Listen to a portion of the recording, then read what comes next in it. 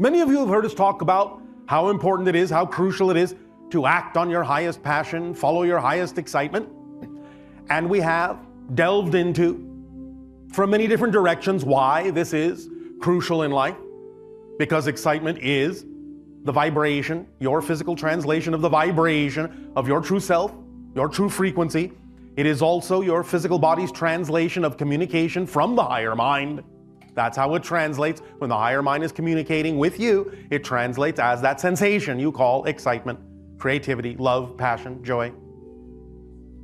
But the idea is that we have perceived that sometimes there can be some misunderstandings, a little bit of lack of clarity about the specifics of following the formula, the three-part formula that we have often delivered.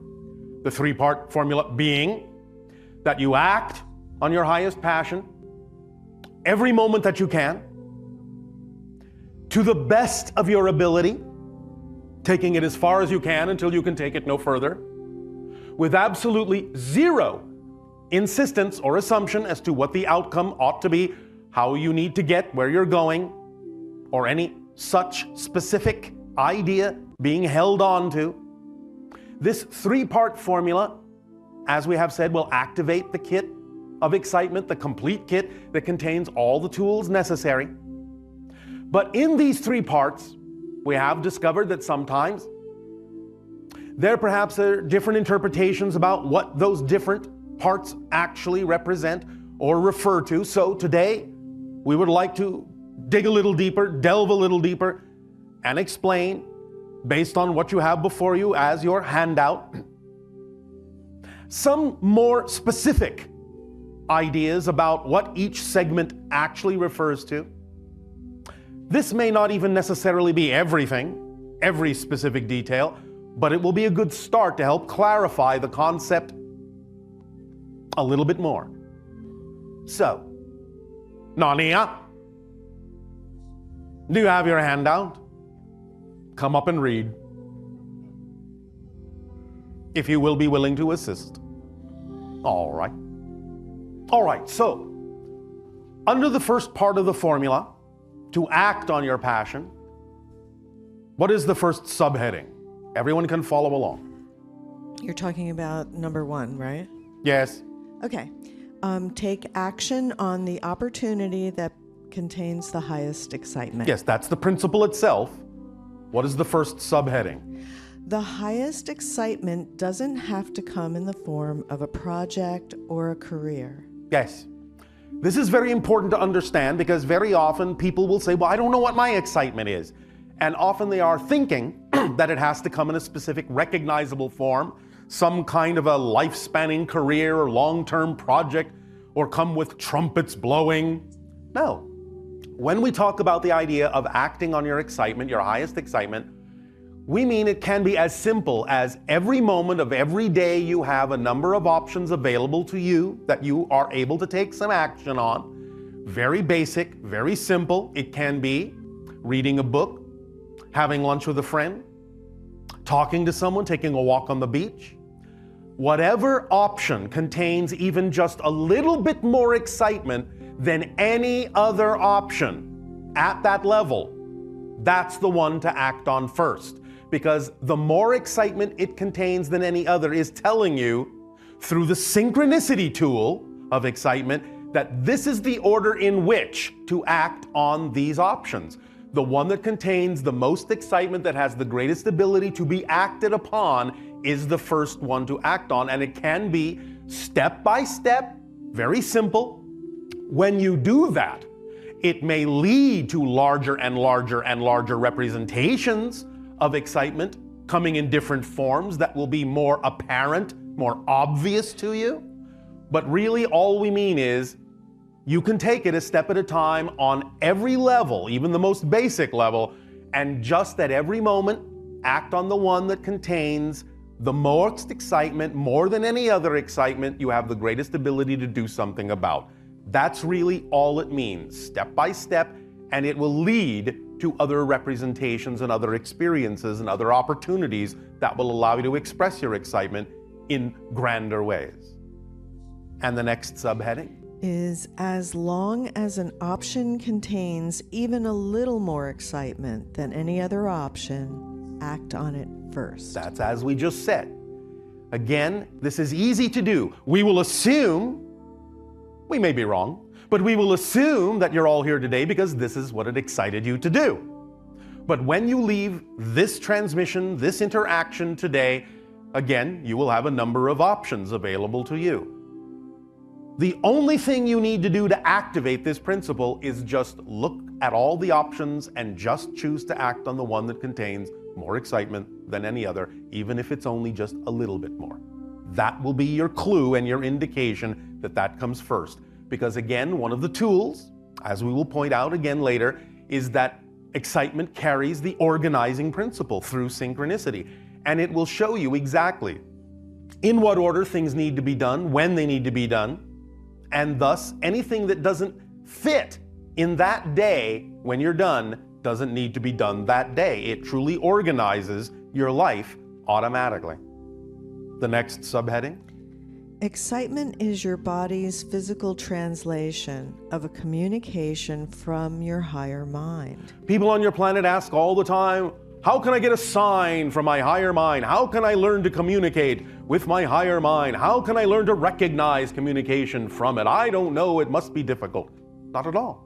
The things that excite you the most is actually your translation of that communication. So, when you're willing to act on the thing that contains the highest excitement, that is actually you paying attention to the message from your higher mind that's guiding you from a higher position, a broader point of view, saying, do this now, do this next, do this next. This is the order that works best for you.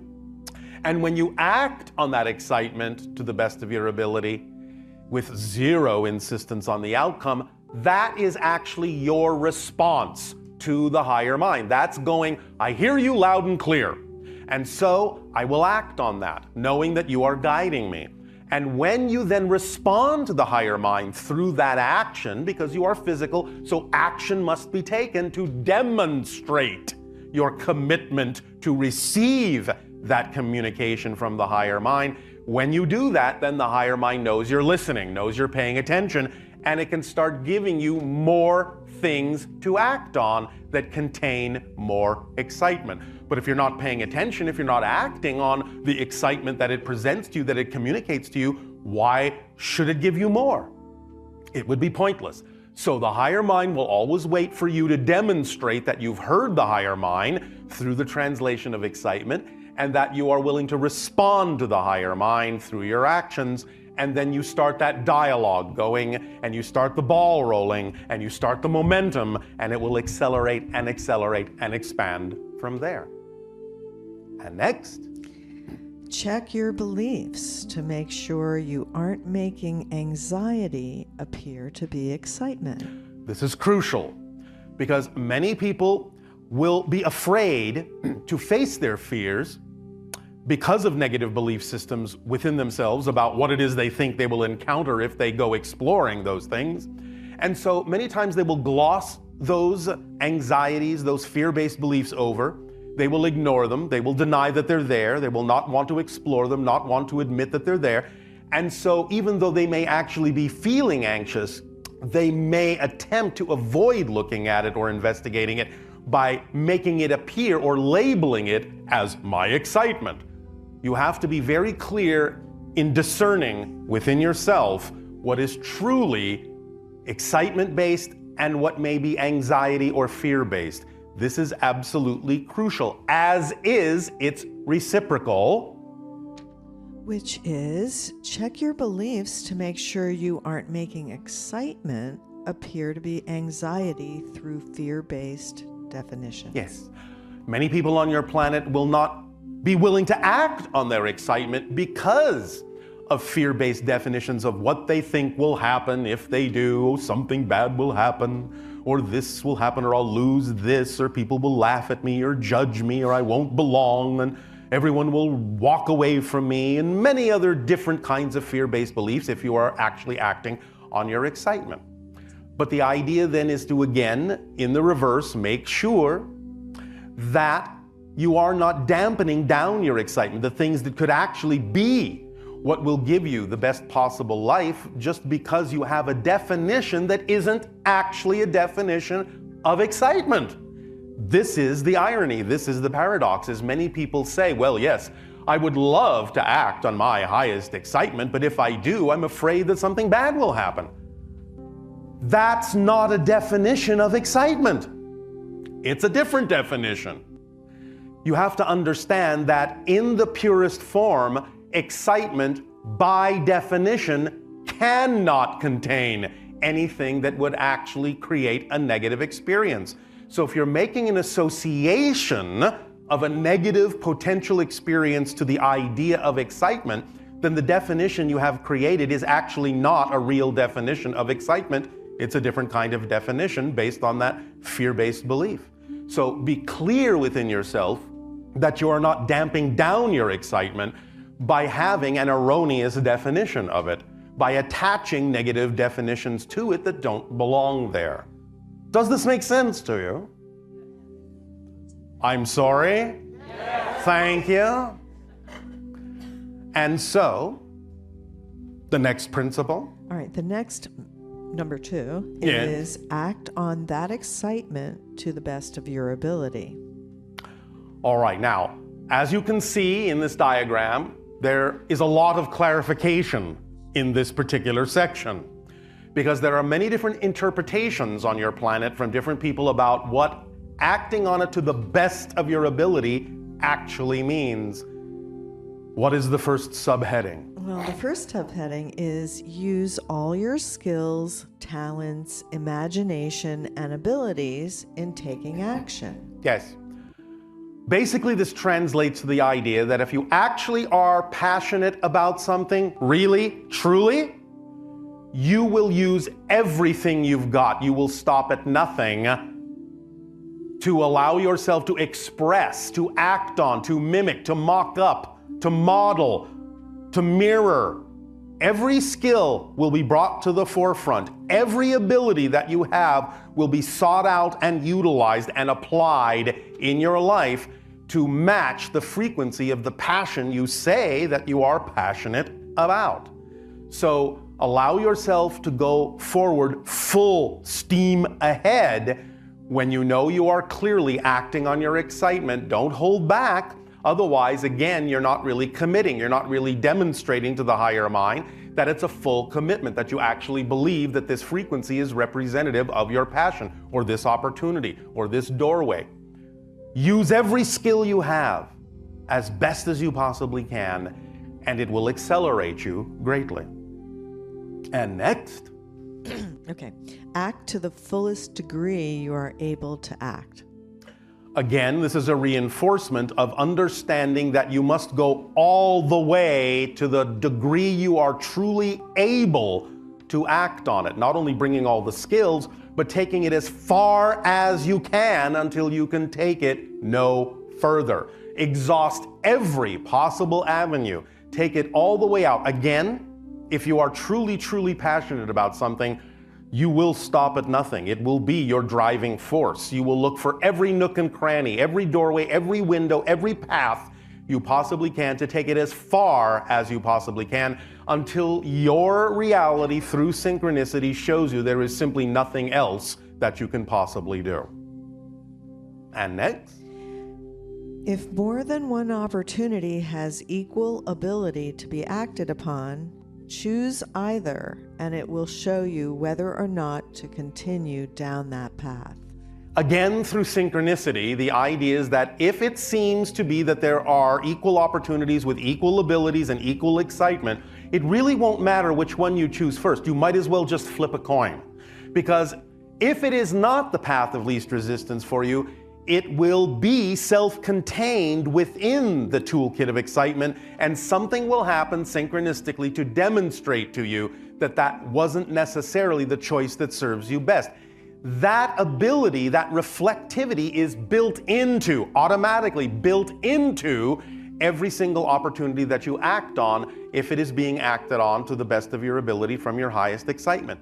And using the coin analogy, We are serious about that because sometimes the idea is you don't really know which one might be representative of your highest excitement sometimes until you actually flip the coin.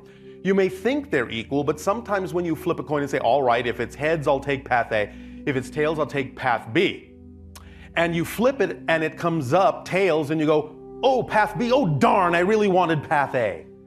You will reveal to yourself in that coin flip what really contains more excitement. But if after even the flipping of the coin they still seem equal, then again, it doesn't really matter which path you take, for if it is not the path of least resistance, if it is not the path that serves you best at that moment, it will contain what it needs to contain to reflect to you that you need to choose the other path, because this is an automatic guidance system. It is an automatic self-perpetuating, self-guiding system, self-correcting system. It contains everything that you need. So you can utilize it that way as well. And next. Keep acting on it until you have no more ability to act. Again, take it as far as you can until you can take it no further. And again, be clear about the idea of what it means to have an ability to act on something. And this is where we get into some of the other definitions in this segment, is there are many different interpretations on your planet in people's minds about what it means to have the ability to act on something. So let's continue with the clarification. When you can act no further, choose the next most exciting thing you are able to take action on. Again, you will come to crossroads in acting on your excitement when it seems the excitement is exhausted, when it seems there is nothing else you can do, you've taken it as far as you can. Then again, when you come to those crossroads, you just repeat the process. You look around for the options that are available to you at that moment on any level, and you simply act on the one that contains more excitement than any other. And you keep repeating that process over and over and over and over and over and over again. And if you always do that, then your life will always be as exciting as it possibly can be at that moment, because you're always choosing the thing that contains more excitement than anything else. And you just keep on doing that. And why? Because you have given yourself no other choice, no reason to choose anything else. That's why. And that's as simple as it needs to be. And recognize the signs, reflections, and agreements that indicate an inability to take action. again, this comes back down to the definitions of what ability means. Now, each and every one of you has different abilities. Each and every one of you has a different relationship with the collective. Each and every one of you may have different ways of doing things, and so what works for you may not work for someone else, and vice versa. So you have to really be aware of what your abilities are and what the synchronicity of your reality shows you you are able to actually do and not do. And physical parameters, laws of society, moral values, and ethical standards can all indicate whether or not you have the ability to take action. this is the biggest one that needs the most clarification on your planet. Now, some of them are relatively obvious. Physical parameters. If you are literally, physically unable to take action on something for whatever reason, then that means you are unable to take action on it, and that is as good as a crossroads. It's as good as an arrow pointing in another direction saying, this direction that you are unable to act on is not the path of least resistance. So please don't stand there banging your head against a brick wall. Turn left, turn right, go around, do something else. Choose another thing that excites you. The things that may look like obstacles physically are not obstacles. They're road signs guiding you that you need to turn left, you need to turn right, you need to turn around, here and now. And that actually will be the path of least resistance. Please remember that even though the path may seem to be winding and longer than another path you could take, if it is actually the path of least resistance, it will actually be the fastest path. Because even though another path may look shorter, if it's not the path of least resistance, it will take you longer to walk it. So Don't be afraid of the winding path. If it's your true path, it will actually allow you to go with the flow much more easily. Now, the idea again of what your society in general has agreed are different kinds of ethical and moral parameters are important for you to pay attention to because you agreed to be part of this society. We understand that many times people on your planet don't necessarily agree or see the same things in the same way, morally or ethically or even legally. But the idea is to understand that if you are part of a society that in general has agreed that these things are in place for the general benefit of that society, then you have to be very, very, very clear about why you might think it's important to go against the grain of that moral imperative, that ethical structure, or those legal standards called laws. Because if you go against them just because you can't see any other way, then you're just not being creative or imaginative enough. The idea to understand is that you are part of that society and you agreed to be. If you do not approve of certain laws or ethical standards, then you have every right to change them in whatever way works within your society to do so. But just violating them is not the way to do it, and the idea that the law or ethical standard exists is a sign and an indication that you don't have the ability to go in that direction. You need to see it as clearly as you would see a brick wall, again simply being an arrow pointing in an unexpected direction that is actually representative of the path of least resistance. Let us add another example to this that we have become aware of, because this particular idea has been bandied about in your society now for quite a while, and specifically we will use the example of what is called copyright law, since this seems to be a hotbed topic in your society. The idea that we have talked about that you call pirating material that doesn't belong to you is a perfect illustration of what we are saying here. There have been some individuals in your society that have come back with what you might loosely call a rebuttal to this concept of obeying the copyright laws by saying, but there have been all sorts of laws in society that we really shouldn't have followed. For example, at one point, slavery was legal. Should we follow those laws? This is really not a correct argument and is really very surface-oriented and actually misses the point. The difference between that scenario and what you are calling the copyright laws is not apples and oranges, it is apples and broccoli. It is two completely different concepts. The idea first and foremost, and the basic understanding here, is that yes, we understand that there can be what you would call unjust laws in your society, and that there may be people who resist those and go against them and fight to change them in a variety of ways. And sometimes civil disobedience is one of those ways that you have available to you.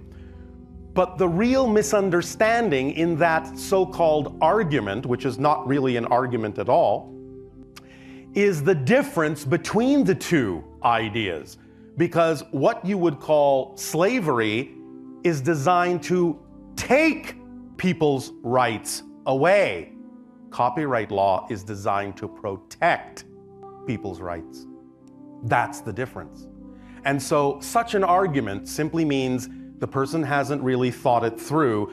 It is just what you would call a knee-jerk reaction to something they want to do, and they're simply creating an excuse in their minds or a reason to break laws that actually benefit your society and are actually just laws. So be very, very clear about the idea when you bring up arguments like that and reasons like that within your own mind as to whether they actually are relevant or not, or whether you're actually missing the point on a very basic level. And the next principle.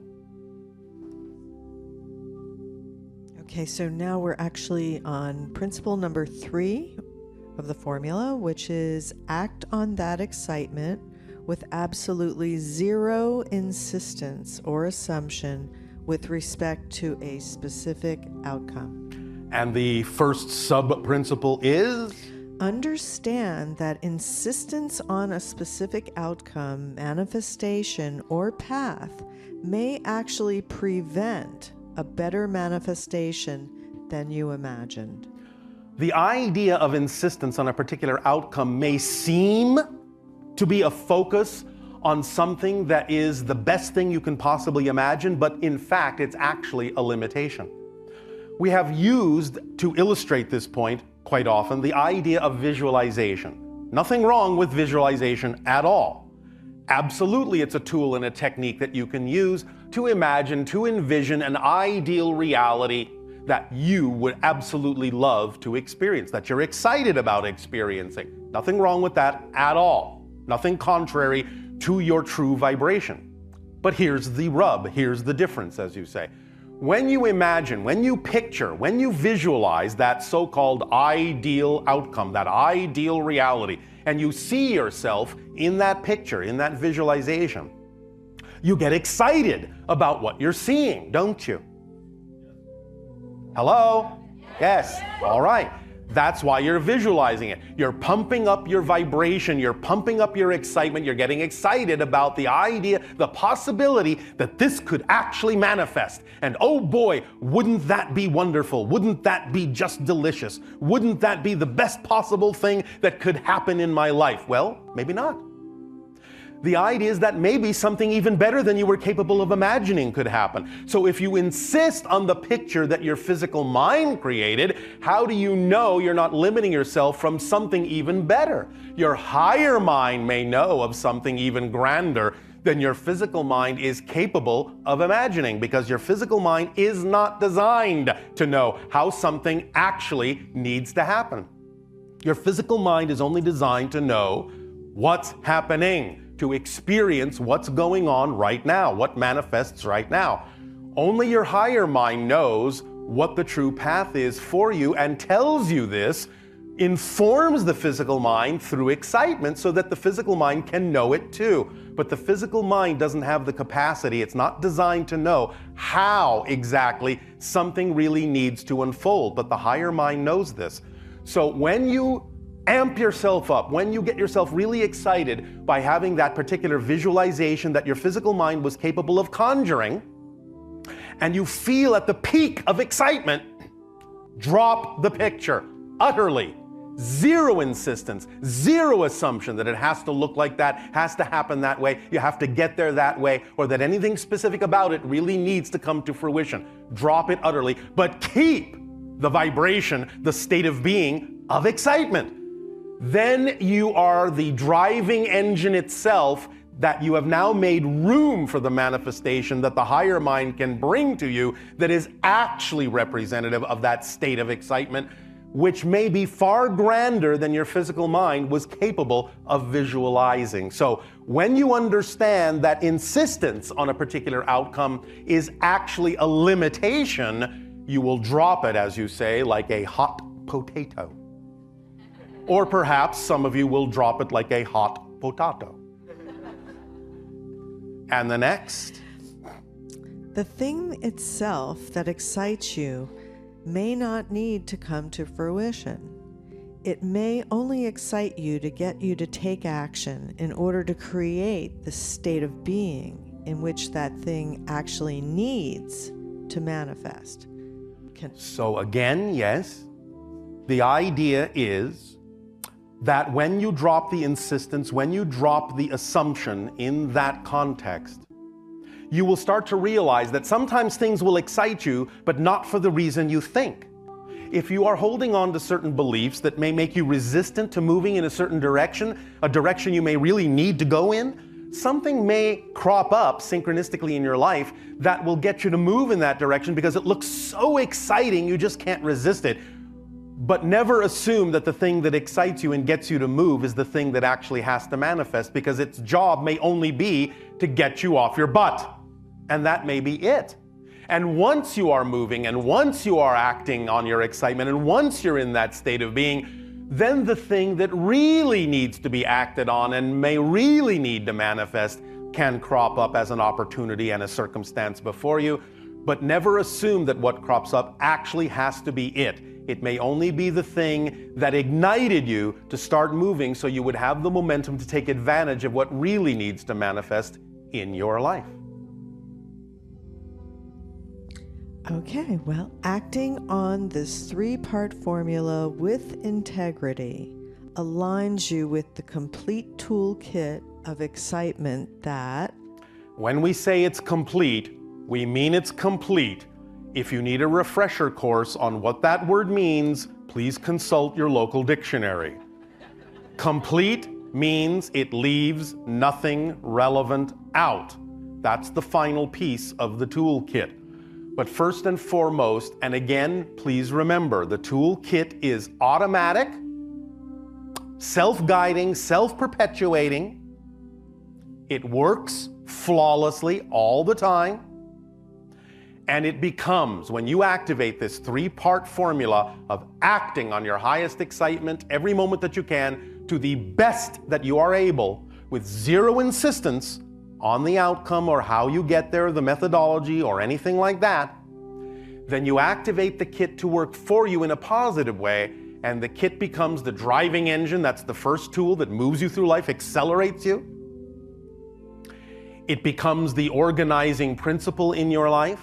Again, as we mentioned, through synchronicity, showing you exactly what needs to be done in what order and when, and whatever doesn't get done by the end of the day when you are excited about being tired and going to sleep, which is also an excitement, then it didn't need to be done that day. Because again, it's the organizing principle and it knows exactly how to fill your day perfectly.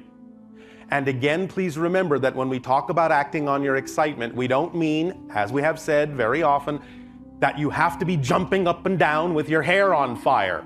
Excitement can be a sense of balanced peace. It can be a very relaxed meditative state expressing your excitement. You don't have to be running around the room, bouncing off the walls to say, I'm excited. Look at me, I'm excited.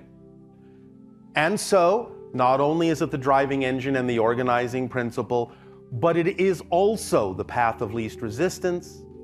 It is also that which connects you to all other expressions of excitement.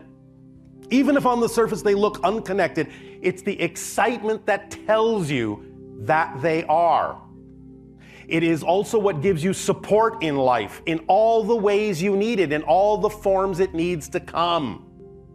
Whatever form of abundance that may be, will be the form that needs to be there. So again, drop the insistence on what form in which abundance may need to come. Because again, you don't know what form actually may serve you best.